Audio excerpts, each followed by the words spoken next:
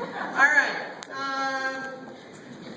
Our next presenters, Heidi Lee and Kellyanne Brown. Heidi Lee grew up in Bozeman, but left for 20 years, then returned to live in the Four Corners family compound. During her walkabout, she enjoyed practicing styles of Afro-Cuban dance and was pleasantly surprised to find that in her absence, others had built a thriving African dance avenue right here. While attending a "Twas the Night Before" Christmas dance performance, she burst into tears of joy while watching the African dance piece, and she tracked down the dancers at intermission, and they did not call the police on her. She participates regularly now in any opportunity to dance with the drums. Kellyanne has a similar experience while watching a performance of African dance. She became inspired to learn the dances and has since traveled to Africa several times. She regularly performs in educational forums along with other African dance educators in our community, and this summer organized the free African Dance in the Park classes at Bogart Park. Please welcome Heidi Lee and Kellyanne Brown.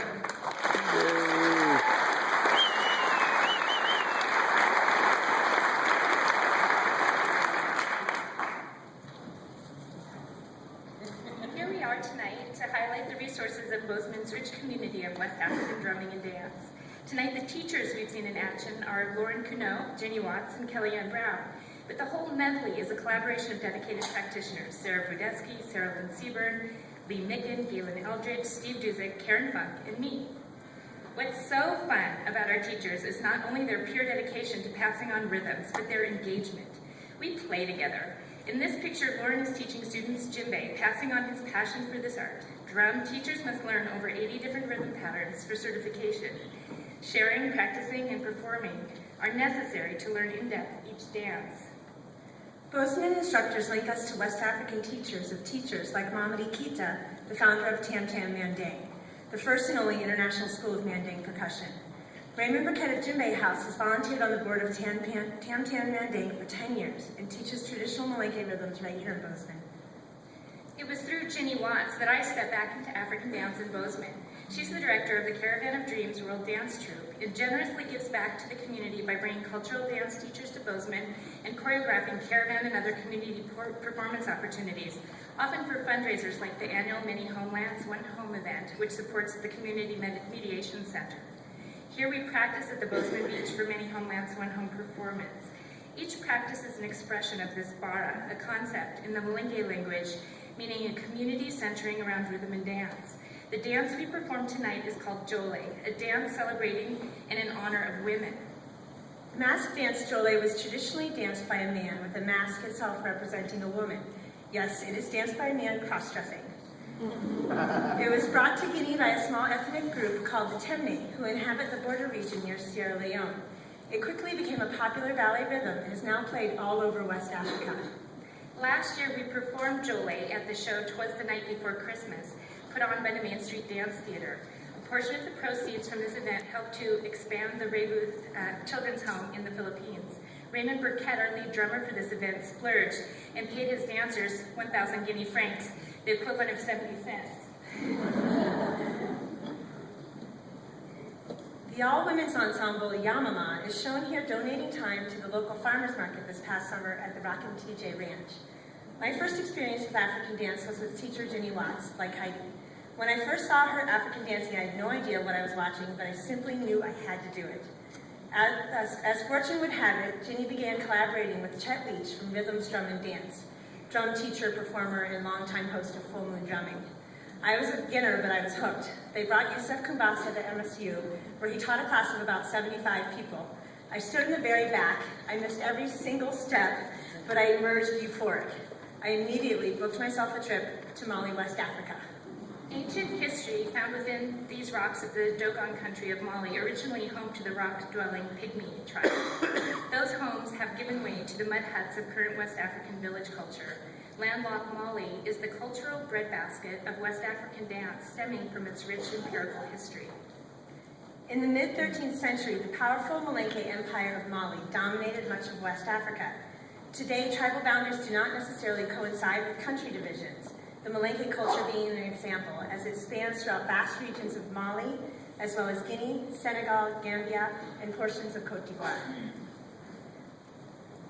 The three varying size cylinder-shaped drums featured in the center are called dunduns.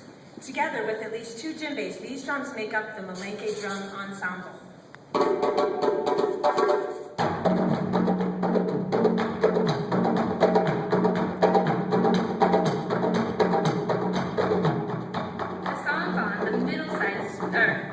middle-sized drum of the Dundon ensemble plays us the melody. This drum is being handmade in Mali, West Africa, out of the solid tree trunk. Each end will then be covered with cowhide.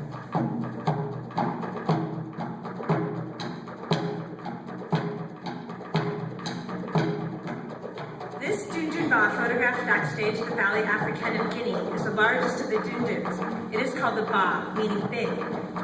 Its deep voice gives power to the rhythm.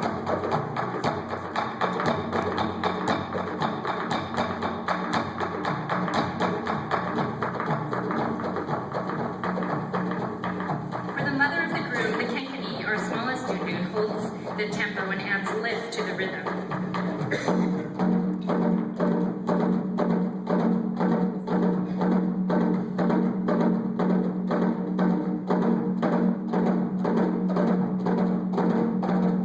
Mamadi Kita says the djembe is universal and speaks all languages because all human beings respond to rhythm. Here you see the mother of the bride celebrating in communication with the djembe player.